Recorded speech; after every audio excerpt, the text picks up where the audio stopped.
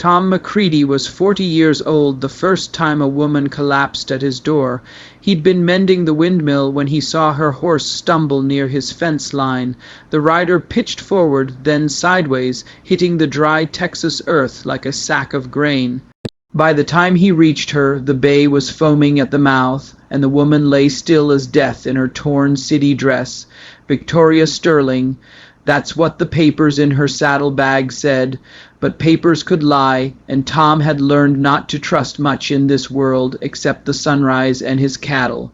What he couldn't have known was that pulling her unconscious body into his cabin would change everything, that her presence would awaken parts of himself he'd buried so deep he'd forgotten they existed. That a man could live 40 years without truly understanding hunger until it looked back at him through green eyes filled with secrets. If you're following along from somewhere out there in the world, let us know in the comments where you're reading from. We love hearing from fellow Western story lovers. The question that would haunt him for days wasn't whether she'd live or die. It was simpler and more dangerous than that. What happens when a man who's never known a woman's touch finds himself alone with one who needs saving? She woke with a gasp that cut through the cabin's silence like a blade. Tom froze at his stove, coffee pot halfway to his mouth. In 36 hours of her unconsciousness, he'd grown used to the soft rhythm of her breathing. The sudden absence of it made his chest tight. "Easy," he said, not turning around. His voice came out rougher than intended. "You're safe." Victoria Sterling sat up slowly, her dark hair falling across shoulders that the torn dress barely covered. Tom caught the movement in his peripheral vision and fixed his gaze firmly on the coffee pot. "Where am I?" Her voice carried the cultured tones of Chicago money, but underneath lay something raw, fear maybe, or desperation. "Broken Creek Ranch, Texas." He poured 2 cups, hands steadier than his pulse. "Found you unconscious. Your horse didn't make it." The silence stretched long enough for him to risk a glance over his shoulder. She was studying his cabin with the calculating eyes of someone who'd learned to assess exits quickly. Her dress had torn further when she'd fallen, revealing the curve of her collarbone and the shadow between her breasts. Tom's mouth went dry. "You've been taking care of me." It wasn't a question. Her fingers touched the clean bandage on her forehead, then moved to where someone had clearly helped her out of dust-caked outer garments. Heat crawled up Tom's neck. You had a fever. I only did what was necessary." The look she gave him then was strange, part relief, part something else he couldn't name. "You're not what I expected." "What's that supposed to mean?" Victoria swung her legs over the side of his narrow bed, and Tom caught a glimpse of silk undergarments and pale skin before he spun back to face the wall. His coffee cup rattled against its saucer. Most men would have. She let the words hang. "You really don't know, do you?" "Know what?" She was quiet so long he finally turned around. She sat with perfect posture despite her disheveled state, watching him with an expression that mixed pity with something dangerously close to fascination. "How old are you, Mr. Macready?" 40. Come November. The admission tasted strange in his mouth. "And you've lived here alone how long?" "Since my mother passed. 5 years now." Victoria's lips parted slightly. Tom found himself staring at their shape, wondering what they might taste like, then jerking his gaze away in shame. "Mr. Macready," she said carefully, "have you ever been with a woman?" The coffee cup slipped from his fingers and shattered against the floor. Brown liquid spread across the planks while Tom stared at the mess, his face burning with mortification. "I do." He knelt together the pieces, grateful for an excuse not to meet her eyes. "My mother," she was protective, "said women would only bring trouble." "Oh, you poor man." The pity in her voice made him flinch. "I manage just fine on my own." "I'm sure you do." Victoria rose from the bed, and Tom's breath caught as the movement caused her torn dress to shift, revealing more of her curves. "But managing and living are 2 very different things." She moved toward him with predatory grace, her bare feet silent on the wooden floor. Tom scrambled backward until his shoulders hit the wall. "What are you doing?" You saved my life." Victoria knelt beside him close enough that he could smell her skin. Clean sweat and something floral that made his head spin. "The least I can do is teach you a few things." "Teach me what?" Her smile was soft and dangerous. "What you've been missing. Lesson 1, Victoria said, settling cross-legged on his floor like they were discussing the weather. Eye contact. Tom sat rigid against the wall, every muscle tense. "I don't need lessons. Look at me when I'm talking to you." He tried. God help him, he tried. But every time his gaze met hers, it seemed to drift downward to where her dress gaped open, to the swell of her breasts, rising and falling with each breath. The shame of it made him sick. "Stop that," Victoria said sharply. "Stop what?" "Looking at me like you're committing a sin." She leaned forward, and Tom caught a glimpse of lace before forcing his eyes to the ceiling. "Desire isn't something to be ashamed of, Mr. McCready. It's human." "My mother said your mother is dead." The bluntness of it hit him like a physical blow. Victoria's expression softened. "I'm sorry, that was cruel, but she's gone and you're still here, still alive. Don't you want to know what that means? Over the next 3 days, she taught him things that had nothing to do with desire and everything to do with it. How to hold a conversation without staring at his boots. How to read the signals women sent with their eyes, their posture, their hands. How to stand close enough to catch her scent without crowding. "You're learning," she said on the 4th morning, accepting the coffee he offered without their fingers accidentally brushing. He'd finally mastered that particular torture. "But you're still holding back." Tom sat across from her at his small table, noting how the morning light turned her hair to silk. Holding back from what? From asking the questions you really want answered. Heat prickled along his spine. "I don't know what you mean." Victoria leaned back in her chair, the motion causing her borrowed shirt, his shirt, to pull tight across her chest. Tom's knuckles went white around his coffee cup. "Why did I really stop here? Tom?" The use of his first name sent electricity through him. "I figured you were running from something. Someone," her voice went flat. "My brother Marcus. He's been using me as cover for his embezzlement schemes, and now that everything's falling apart, he needs me to disappear permanently.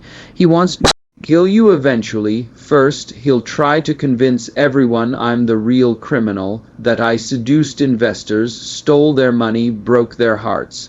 Victoria's laugh held no humor. "The irony is I wouldn't know how to seduce a man if my life depended on it."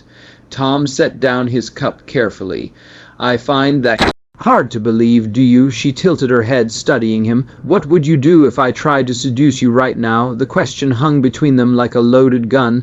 Tom's pulse hammered so loud he was sure she could hear it. "I'd probably make a fool of myself, probably." Victoria rose from her chair and moved around the table toward him. "But that's not what I asked." She stopped beside his chair, close enough that he could feel the warmth radiating from her body. Her hand settled on his shoulder, fingers tracing the line of muscle through his shirt. "I asked what you'd do, not how you'd feel about it." Tom's breath came short and sharp. "Victoria, touch me." The words were barely a whisper, but they hit him like a shout. Tom's hands clenched into fists against his thighs. "I can't." Why? Because he struggled for words that wouldn't make him sound like the inexperienced fool he was. Because once I start, I won't be able to stop. Victoria's fingers still on his shoulder. When she spoke again, her voice carried a tremor he'd never heard before. "What makes you think I'd want you to stop?" The sound of approaching hoof beats shattered the moment like glass. Tom was on his feet instantly, his rifle in his hands before Victoria had even registered the danger. Through the cabin's single window, he counted 4 riders moving slow and deliberate toward the house. "Get down," he commanded, but Victoria was already moving, crouching behind his heavy oak table. "It's them," she whispered, her face gone pale. "That's Marcus on the black horse." Tom studied the approaching men through the window's edge. The leader sat his mount with the casual arrogance of someone who'd never doubted his right to take what he wanted. Expensive clothes, soft hands, the kind of man who paid others to do His dirty work, what do they want, me dead or compliant, doesn't matter which. The riders stopped 30 yards from the cabin, close enough to talk, far enough to avoid rifle fire. Marcus Sterling called out in a voice that carried the smooth confidence of a practiced liar, "Victoria, darling, come out."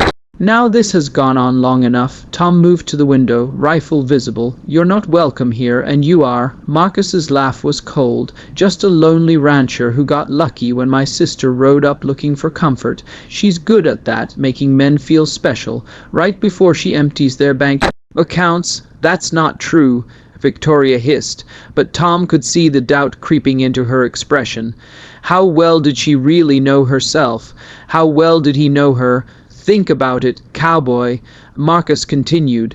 "Beautiful woman appears out of nowhere, needs rescuing. Suddenly you're the hero of her story. How much money have you shown her? How many secrets has she learned?" Tom's grip tightened on the rifle because the truth was Victoria had asked questions about his land, his livestock. The old mineshaft up in the hills that he'd mentioned might still have some gold in it.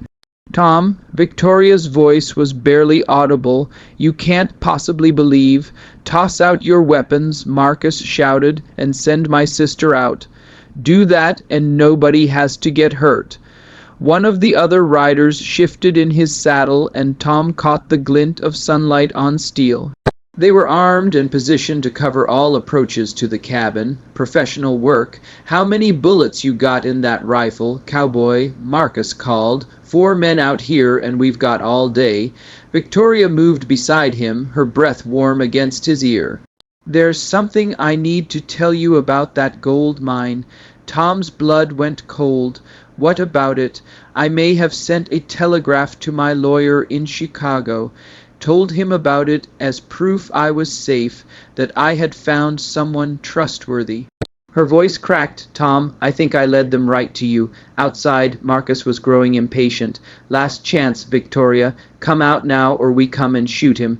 Tom looked at the woman who'd turned his world upside down in less than a week, who'd awakened hungers he'd never known he possessed, who might have been playing him for a fool from the very beginning.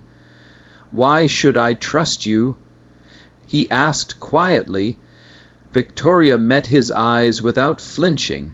"Because I'm about to bet my life that you'll choose to protect me anyway." She was right. God help him, she was right. Whether she was innocent or guilty, whether she'd used him or saved him, the thought of letting Marcus Sterling take her made something savage rise in his chest. "Get behind the bed," Tom said, "and stay down." The first bullet shattered his window before he'd finished speaking. The gunfight lasted 7 minutes. When the smoke cleared, Marcus Sterling lay dead in the dust, and his men had fled with their tails between their legs. Tom stood in his doorway, rifle smoking, blood trickling from a graze on his temple. Victoria emerged from behind the bed, her dress torn and dusty, her eyes wide with something that might have been awe. "You could have died," she said. Tom set down his rifle and looked at her, really looked at her, maybe for the first time, not as a mystery to be solved or a temptation to be resisted, but as a woman who'd chosen to trust him with her life. "So could you?" She crossed the room slowly, her bare feet crunching over broken glass. When she reached him, she placed her palm flat against his chest over his heart. "The gold mine," she said quietly. "I did tell my lawyer about it, but not because I wanted to steal from you." Her fingers traced the buttons of his shirt. "Because I wanted him to know I'd found something worth protecting." Tom covered her hand with his. "The mine's been played out for years. Nothing left but fool's gold and empty promises." "Then why did you let me stay?" He thought about that as the Texas sun climbed higher, burning off the morning's gunsmoke, and fear about it. Loneliness and hunger and the way a man could live 40 years without really living at all. "Because you saw something in me that I'd forgotten was there." Victoria's smile was soft and real, nothing calculated or practiced about it. "And what's that? A man worth saving." She rose on her toes and kissed Him then, soft and sweet and full of promise, it was Tom's first kiss, and it tasted like redemption. That's our story from the Broken Creek, folks. If these tales of the Old West speak to something in your heart, subscribe for more stories of love, loss, and second chances under the wide Texas sky. Until next time, keep riding toward your own sunsets. Outside, the wind picked up, carrying the scent of sage and possibilities across the endless prairie.